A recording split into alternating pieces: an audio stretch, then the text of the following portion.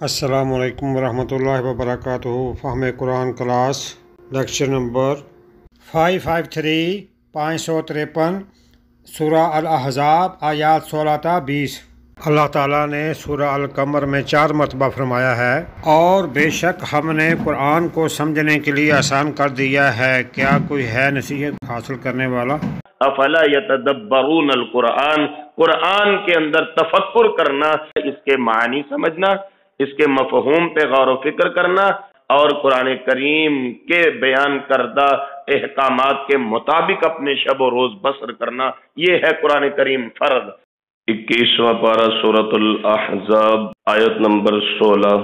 اعوذ باللہ من الشیطان الرجیم، بسم اللہ الرحمن الرحیم۔ قل لن ينفعکم الفرار، آپ فرما دیجئے ہرگز نہیں تمہیں فائدہ دے گا بھاگنا، ان فررتم من الموت او القتل، اگر تم بھاگ رہے ہو موت یا قتل ہونے کے ڈر سے، وَإِذًا لَا تُمَتَّعُونَ إِلَّا قَلِيلًا، تب تو نہیں تمہیں فائدہ ہوگا مگر کچھ دیر۔ قل آپ فرما دیجئے من ذا الذی یعصمکم من اللہ، کون ہے وہ شخص جو بچائے تمہیں اللہ تعالی سے، ان اراد بکم سوءا، اگر وہ چاہیں تمہیں نقصان دینا، او اراد بکم رحمہ، یا وہ اللہ چاہیں تمہیں رحمت سے نوازنا، ولا یجدون لهم من دون اللہ، اور نہیں پائیں گے اپنے لیے اللہ تعالیٰ کے سوا ولیم ولا نصیرا، نہ کوئی دوست اور نہ مددگار۔ قد یعلم اللہ المعوقین منکم، تحقیق جانتے ہیں اللہ تعالیٰ تم میں سے رکاوٹیں ڈالنے والوں کو، والقائلین لاخوانہم، اور اپنے بھائیوں کو قائل کرنے والوں کو، ہلم الینا، کہ آ جاؤ ہماری طرف، ولا یأتون البأس الا قلیلا، اور نہیں آتے لڑائی میں مگر تھوڑے، اشحۃ علیکم، تمہارے معاملے میں بہت بخیل ہیں، فإذا جاء الخوف، پس جب پہنچتا ہے ڈر خوف، رأیتہم، آپ دیکھتے ہیں انہیں، ینظرون الیک، وہ آپ کی طرف دیکھتے ہیں، تدور اعینہم، پھر جاتی ہیں ان کی آنکھیں، کالذی، اس شخص کی طرح، یغشی علیہ من الموت، جس پر موت کی غشی چھائی ہو، فإذا ذهب الخوف، پس جب چلا جاتا ہے خوف،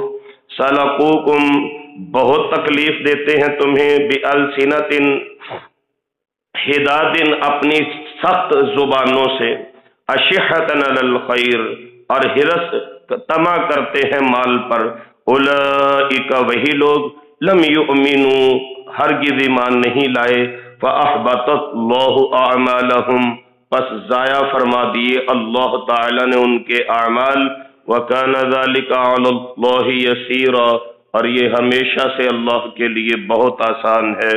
یحسبون الاحزاب لم یذهبوا، وہ گمان کرتے ہیں کہ لشکر ابھی نہیں گئے، وَإِن يَأْتِ الْأَحْزَابُ، اور اگر لشکر آ جائیں، یودو، وہ چاہیں گے، لو انہم بادون فی الاعراب، کہ وہ باہر نکلے ہوئے ہوں بدویوں میں یا دیہاتوں میں، یسألون عن انبائکم، پوچھتے پھریں گے تمہاری خبروں کے متعلق، ولو کانوا فیکم، اور اگر ہوں وہ تم میں، ما قاتلوا الا قلیلا، نہیں لڑائی میں شامل ہوں گے مگر تھوڑے۔ غزوہ خندق کے محرکات، اسباب، وجوہات اور اس کی تفصیلات، اس کے ماقبل حالات، آپ حضرات گزشتہ سبق میں بڑی تفصیل کے ساتھ سماعت فرما چکے ہیں۔ غزوہ خندق کا نتیجہ وہ بھی ہم نے آپ کی خدمت میں عرض کر دیا تھا کہ 1 مہینے کے کریک ڈاؤن کے بعد، محاصرے کے بعد، اللہ تعالی کی طرف سے نصرت کا نزول ہوا۔ اللہ کریم نے ٹھنڈی تیز ہوا آندھی کی صورت میں چلا کے ان کے خیموں کو اکھاڑ دیا، ان کے جانوروں کو بد دل کر دیا اور انہیں بھاگنے پہ مجبور فرما دیا، اور ایسی غیر مرئی طاقتوں کا نزول ہوا جو دکھتی نہیں تھیں لیکن مسلمانوں کے لیے حالات کو ہموار اور سازگار بنا چکی تھی۔ اس کے تناظر میں ان لوگوں کا ذکر بھی آپ نے پڑھا جو اجازتیں لے کے جا رہے تھے، جو ہیلے اور بہانے کر رہے تھے، ان بیوتنا عورا، جناب ہمیں اجازت دیجئے، ہمارے گھر غیر محفوظ ہیں۔ اب ان کے دل میں کیا تھا؟ اللہ کریم نے ان کی منافقت کا صریح الفاظ میں قرآن کریم میں بھانڈا پھوڑ دیا، وما ہی بعورا، ان کے گھر غیر محفوظ نہیں، بہانے ہیلے کر رہے تھے، جھوٹ بول رہے تھے، ان یریدون الا فرارا، مقصد تھا صرف جنگ سے فرار ہونا۔ تو میں نے عرض کیا تھا رسول اللہ صلی اللہ علیہ وآلہ وسلم بڑے دور اندیش ہستی مبارکہ ہیں اور حضور نفسیات کو سمجھتے تھے۔ تو سوال یہ پیدا ہوتا ہے کہ بطور کمانڈر ان چیف اگر سرکار نہ بھی فوجیوں کو اجازت دیتے، یا بھی ہمارا جو آرمی کا محکمہ ہے، اگر کوئی چھٹی مانگے تو آفیسر کا سینئر کا جی چاہے تو چھٹی سائن کرے، نہ جی چاہے وہ نہیں سائن کرتا۔ تو یہ اختیارات ہوتے ہیں اور سینئر آفیسرز کے۔ حضور اگر چاہتے نہ چھٹی انہیں دیتے، لیکن سرکار ان کو جانے دیتے تھے، اس وجہ سے کہ یہ تو منافق لوگ ہیں جو میدان جنگ سے بھاگنے کی تدبیریں کر رہے ہیں، اگر ان کو زبردستی رکھا تو کچھ نہیں کریں گے، ہمارا فائدہ نہیں ہوگا، بلکہ الٹا یہ دوسرے مجاہدین اور فوجیوں کے کان بھریں گے، اسلام کے خلاف سازشیں کریں گے، اس لیے انہیں جانے دیا جاؤ، جس نے جانے چلے جاؤ۔ اور یہ توکل علی اللہ کی ایک بہت بڑی مثال بھی ہے۔ رسول اللہ صلی اللہ علیہ وآلہ وسلم کا یہ یقین مبارک محکم اور پختہ تھا، کم من فئات قلیلۃ غلبت فئات کثیرۃ باذن اللہ، کتنی چھوٹی چھوٹی جماعتیں ہوتی ہیں، وہ بڑی بڑی جماعتوں پہ غالب آ جاتی ہیں، کیسے؟ باذن اللہ، جب اللہ کا امر آ جائے، جب اللہ کریم کا حکم نازل ہو جائے۔ تو اس لیے ان کو بھاگنے دیا۔ اب وہ جانے والے چلے گئے۔ غزوہ احزاب اللہ سبحانہ و تعالیٰ نے حالات مسلمانوں کے حق میں موافق فرما دیے، اللہ تعالیٰ نے عزت آبرو نصیب فرما دی۔ اب ان کے حصے کیا آیا؟ صرف ذلت، رسوائی، شرمندگی، کہ یہ اچھے بھلے نوجوان ہونے کے باوجود مدینہ شریف میں واپس جا کے عورتوں بچوں میں رہ رہے تھے۔ جنگ کے دوران تو مدینہ شریف میں پیچھے صرف وہی عورتیں رہتی تھیں، یا بوڑھے لوگ رہتے تھے، یا معذور رہتے تھے، یا بچے رہتے تھے۔ تو ایک نوجوان فوجی آدمی ہو اور میدان جنگ کے اوپر وہ محاذ سے، بارڈر سے واپس دوڑ آئے، اس کی کیا عزت، دنیاوی اعتبار سے کیا عزت ہوتی ہے، اور اللہ کریم کی بارگاہ میں اس کی عزت کیا ہے؟ قُلْ لَن يَنْفَعُكُمُ الْفِرَارُ إِنْ فَرَرْتُم مِّنَ الْمَوْتِ أَوِ الْقَتْلِ، میرے محبوب آپ ان کو فرما دیجئے، یہ تم نے بھاگنے والی حرکت کی ہے، تمہارا یہ بھاگنا تمہیں ہرگز فائدہ نہیں دے گا، نہ دنیاوی اعتبار سے نہ اخروی اعتبار سے۔ تم اگر موت سے بھاگے ہو، قتل ہونے کے ڈر سے بھاگے ہو، تو پھر اللہ کریم کا تو یہ قانون فطرت ہے، قُلْ إِنَّ الْمَوْتَ الَّذِي تَفِرُّونَ مِنْهُ فَإِنَّهُ مُلَاقِيكُمْ ثُمَّ تُرَدُّونَ إِلَىٰ عَالِمِ الْغَيْبِ وَالشَّهَادَةِ فَيُنَبِّئُكُمْ بِمَا كُنْتُمْ تَعْمَلُونَ۔ آپ ان سے فرما دیجئے اگر موت سے بھاگتے ہو فَإِنَّهُ مُلَاقِيكُمْ، اس سے تو تم بچنے والے نہیں، وہ تو تمہیں آ کے رہے گی، جہاں پہ بھی ہوگے موت تمہیں پہنچ کے رہے گی، اور جہاں پہ بھی تم بھاگ سکتے ہو بھاگ جاؤ، موت ایک دن تمہیں آ کے دبوچ لے گی، اپنے آہنی شکنجے میں تمہیں قید کر کے جکڑ کے ساتھ لے جائے گی۔ اگر تم موت یا قتل سے بھاگے ہو ہرگز تمہیں فائدہ نہیں ہوگا۔ وَإِذًا لَا تُمَتَّعُونَ إِلَّا قَلِيلًا، یہ بھاگنے کا صرف کتنا فائدہ ہوا؟ تھوڑے دن زندگی گزار لو گے، آخر ایک دن مر کے میرے پاس آنا ہے، تو اس لیے ہرگز تم اس کا فائدہ نہیں اٹھا سکتے۔ قل آپ فرما دیجئے من ذا الذی یعصمکم من اللہ ان اراد بکم سوءا و اراد بکم رحمت، کوئی طاقت ہے ایسی، کوئی ہستی ہے، کوئی ذات ہے؟ اگر اللہ کریم کا ارادہ ہو تمہیں نقصان دینے کا تو کون ہے جو تمہیں نقصان سے بچائے؟ اگر اللہ کریم کا ارادہ ہو تمہیں رحمت سے نوازنے کا، کون ہے جو اس رحمت کی راہ میں رکاوٹ کھڑی کر سکے؟ کون ہے؟ وَإِن سورہ انعام میں ہم پہلے پڑھائے ہیں، وَإِن يَمْسَسْكَ اللَّهُ بِضُرٍّ फला काशिफ लहू इल्ला हू व इन यमसस्क बिखैरिन फहुव अला कुल्लि शैइन कदीर। अगर अल्लाह करीम नुकसान देने पे आए कोई रोक नहीं सकता, अगर अल्लाह करीम फायदा देने पे आए कोई मना नहीं कर सकता। यहाँ पे भी उसी मजमून को दोबारा दोहराया गया। आप इनसे कहिए मंज़ल्लज़ी, कौन है ऐसा बंदा, यासिमुकुम मिनल्लाह, अल्लाह के मामले में जो तुम्हारी मदद करे और तुम्हें अल्लाह के फैसलों से बचा सके। तो यकीनन जवाब 0/0 आएगा। कोई ऐसी ताकत नहीं जो अल्लाह के मुकाबले की जुर्रत कर सके, जिसमें इतना दम हो कि वो अल्लाह के फैसलों को बदल सके। अल्लाह करीम इरशाद फरमाते हैं वला यजिदून लहुम मिन दुनिल्लाहि वलिय्यन वला नसीरा, वो अपने लिए अल्लाह के सिवा ना कोई मददगार पाएंगे ना कोई दोस्त पाएंगे। क़द यअलमुल्लाहुल मुअव्विक़ीन मिनकुम, अल्लाह करीम जानते हैं तुम्हारी हरकत व सकनात को। अल्लाह करीम जानते, अल्लाहु यअलमु ख़ाइनतुल अयुन, अल्लाह आंखों की हेरा फेरी को भी जानते। मुंह से ना भी बंदा बोले ना, ये बात लोग महफिल में बैठे हो ना तो एक बंदे को टीज करने के लिए, डिग्रेड करने के लिए साथ चिकनी चौपड़ी बातें करते जाते हैं, साथ दूसरों को आंख मारते जाते हैं।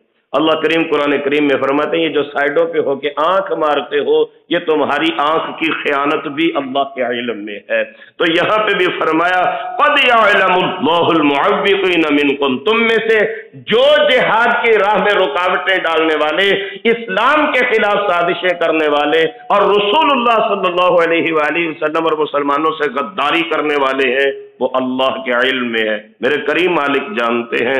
वल क़ाइलीन लिअख़वानिहिम, और उन लोगों को भी अल्लाह जानते हैं जो लोगों को कायल करते हैं, अपने भाइयों को हलुम्मा इलैना, कहते हैं हमारी तरफ आ जाओ। वला यातूनल बासा इल्ला क़लीला, लड़ाई के लिए आते हैं मगर थोड़े। इसका एक तर्जुमा मुझे बड़ा पसंद आया, वो किसी मुफस्सिर ने किया। उन्होंने कहा कि इसका मतलब यह है लड़ाई के लिए आते हैं बहुत थोड़े। आम फहम में तो इसकी ट्रांसलेशन यही बनती है कि 1000 का मजमा है, 1000 में से 300 लड़ाई के लिए आगे, जिहाद के लिए आगे, 700 पीछे हट गए। एक कॉमन सी बात है और सूट भी करती है। लेकिन इससे भी आगे एक तर्जुमा है, मेरा ख्याल है अगर मैं भूल नहीं रहा, मौलाना जूनागढ़ी रहमहुल्लाह का तर्जुमा है वो।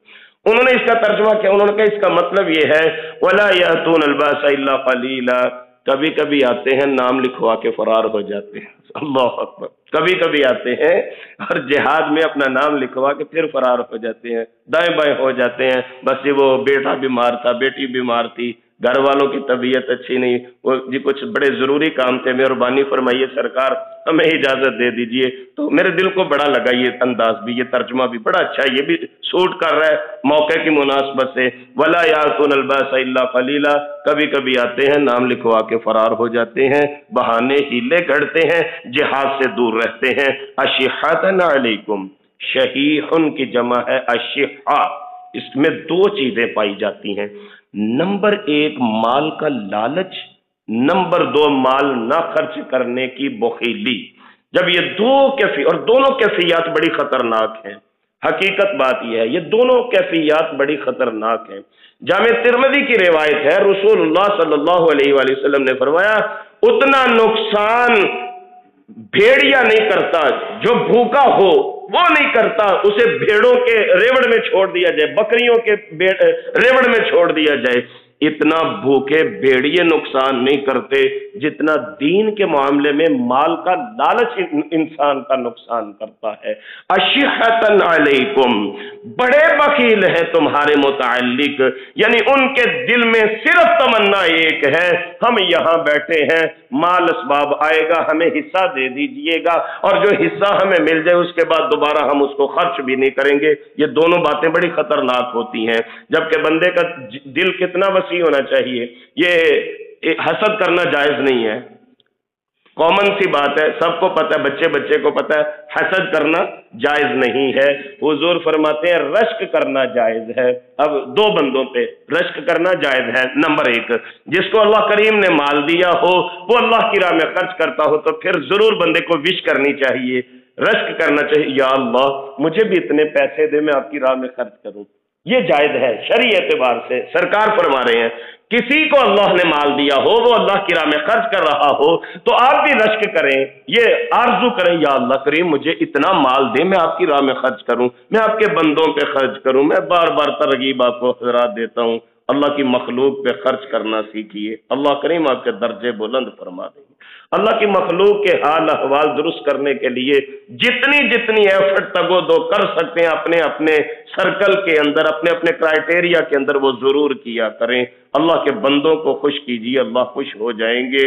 تو اللہ کریم رسول اللہ علیہ السلام فرماتے ہیں یہ دعا کریں، اللہ کریم مجھے مال عطا فرمائے، میں اللہ کریم کی راہ میں خرچ کروں گا۔ دوسری حسرت، دوسری آرزو، دوسری بندہ یہ آرزو کرے، کسی کو دیکھے کہ اللہ کریم نے اس کو علم سے نوازا، وہ لوگوں کی تربیت کر رہا ہے، تدریس کر رہا ہے، لوگوں کو قرآن و سنت سنا رہا ہے، تو انسان پھر یہ رشک کرے یا اللہ مجھے بھی اتنا علم دیجئے، میں بھی اسی طرح لوگوں کو تبلیغ کروں۔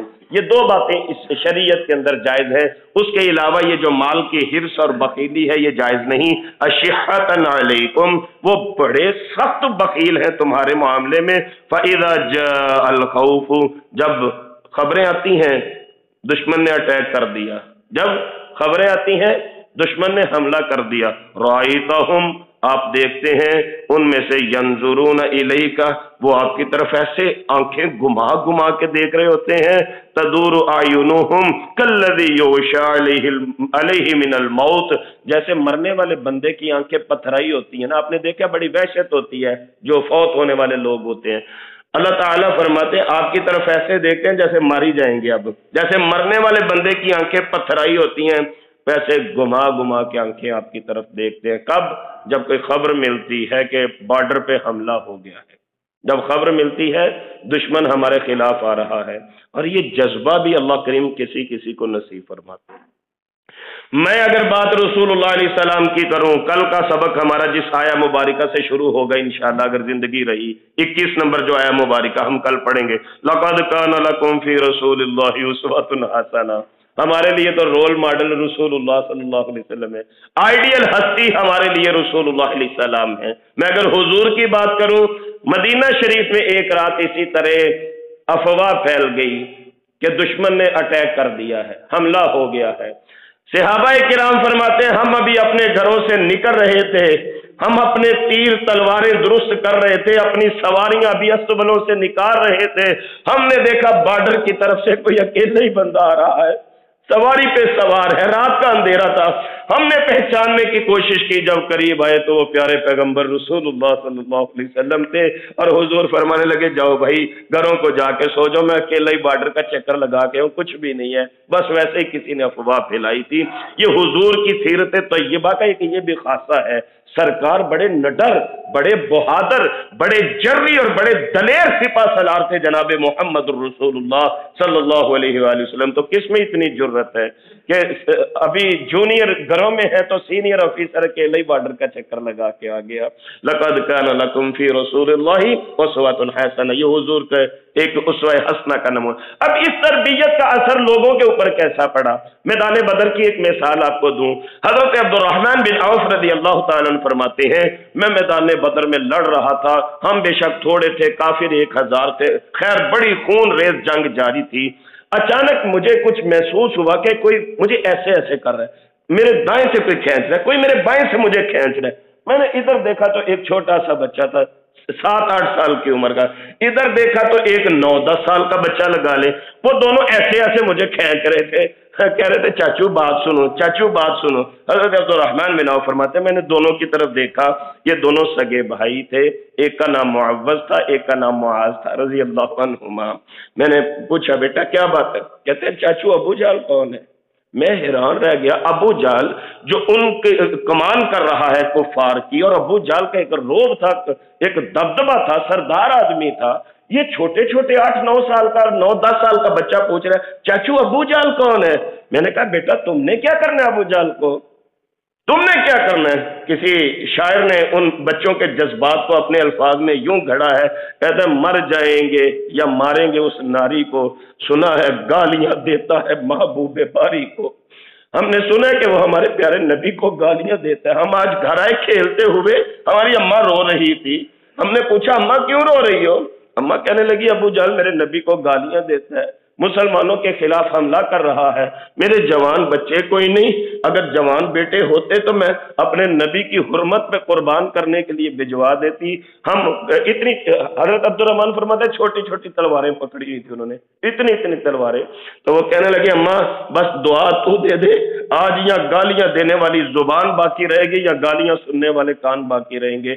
چاچو بتائیے جلدی سے ابو جہل کون ہے؟ میں نے کہا بیٹا تمہیں موت سے ڈر نہیں لگتا؟ تو کہنے لگے غلامان محمد سر کٹانے سے نہیں ڈرتے، یہ سر رہ جائے یا کٹ جائے پرواہ نہیں کرتے۔ اسی اثنا میں میری نگاہ پڑی، ابو جہل سامنے نظر آ گیا۔ میں نے کہا بچوں وہ ابو جہل ہے، وہ جس نے وہ کلگی جیسا خورد سر پہ پہن رکھا ہے۔ حضرت عبد الرحمن فرماتا ہے میرا بھی اشارہ کرنے کی دیر تھی، یہ بچے شہینوں اور شہبازوں کی طرح جھپٹے اور آن کی آن میں ابو جہل کو زمین پہ گرا دیا۔ تو اس لیے کچھ لوگ ایسے بھی ہوتے ہیں جن کے دل میں یہ جذبہ ہوتا ہے کہ ہم نے کس دن ہم کام آئے، یہ جان اللہ کی دی ہوئی ہے، اگر اللہ کے دین کے لیے کام آ جائے تو اس سے بڑھ کے اور خوش نصیبی کیا ہے۔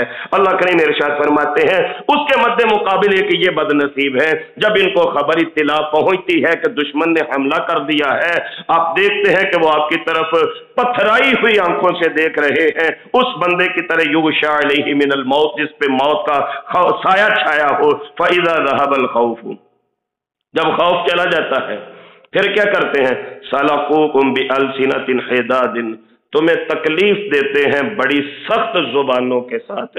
میرے نبی نے کیسا کیسا رویہ لوگوں کا برداشت کر کے یہ دین ہم تک پہنچایا کہ آج ہم کسی مندر اور گرجے میں نہیں، الحمدللہ اللہ کی مسجد میں بیٹھے ہوئے ہیں، ہمارے گھر میں پیدا ہونے والے بچے مسلمان ہیں، ہم مسلمان ماں باپ کے گھر میں پیدا ہوئے۔ کبھی تو اس نعمت عظما کو یاد رکھا کرے کہ میرے نبی نے کتنی تکلیفیں اٹھا کے لوگوں کی کتنی باتیں سن سن کے حضور نے یہ دین ہم تک پہنچایا ہے۔ اللہ کریم میرے کریم پیغمبر اور آپ کے اہل بیت اور اصحاب پاک پہ کروڑوں رحمتیں نازل فرمائے، جن کی شبانہ روز محنتوں کے سبب آج اسلام ہم تک پہنچا۔ تو اللہ کریم ارشاد فرماتے ہیں جب خوف چلا جاتا ہے پھر بڑی سخت تکلیف دیتے ہیں، زبان کی تیزی کے ساتھ حضور کو باتیں کرتے ہیں، صحابہ کو باتیں کرتے ہیں۔ اشحۃ علی الخیر، پھر وہی بات آ گئی، مال کا حرص بھی ہے اور بخیلی بھی ہے، بس آنا چاہیے، لگانا کہیں نہیں، ہم نے آنا چاہیے۔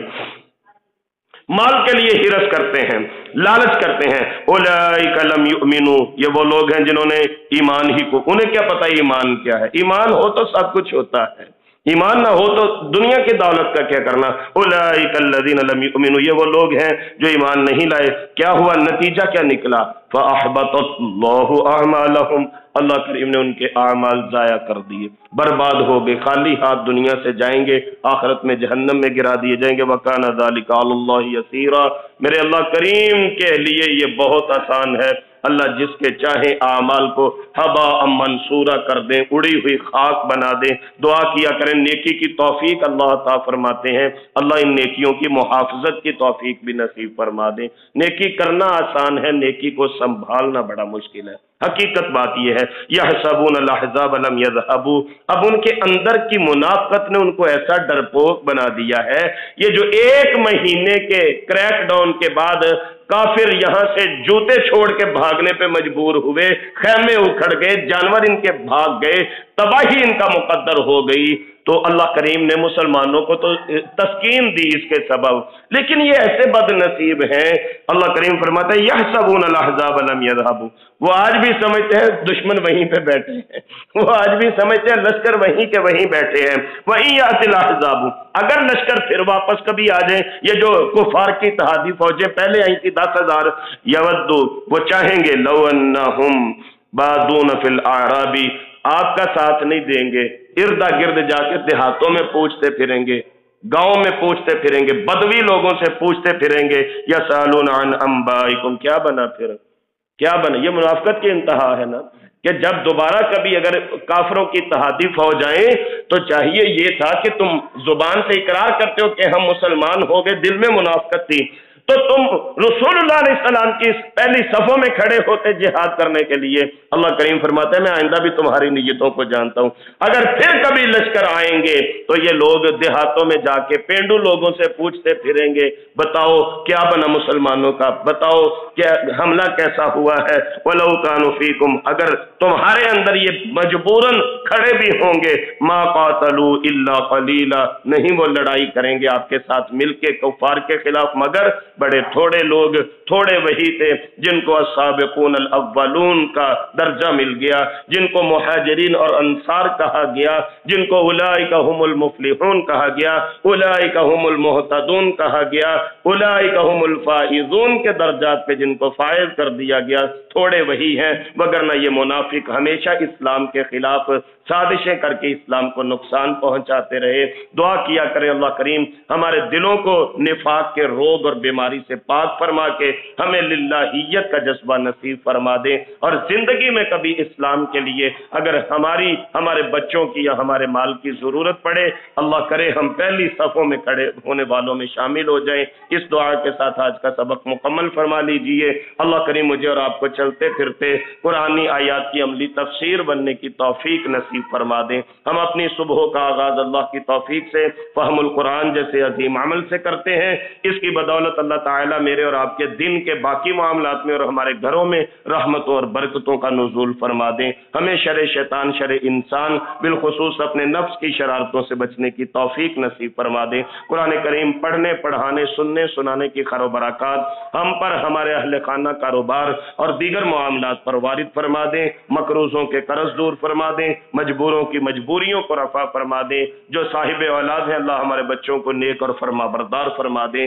جو بے اولاد ہے اللہ نیک اولاد نصیب فرما دیں۔ جو نرینہ اولاد کے آرزو مند ہے میرے کریم مالک علی کل شیء قدیر اپنی جناب سے نیک بیٹے نصیب فرما دیں۔ بیماروں کو شفاء کاملہ عاجلہ نصیب ہو، اور اللہ کریم ہمارے دنیا سے جانے والوں کی بخشش اور مغفرت فرما دیں۔ یہ تھے محترم محمد سلیمان شاکر صاحب جو قرآن مجید کی تفسیر کی کلاس پڑھا رہے تھے، جسے ویڈیو ترتیب دے کر یوٹیوب چینل دنیا دین پر محفوظ کیا گیا ہے۔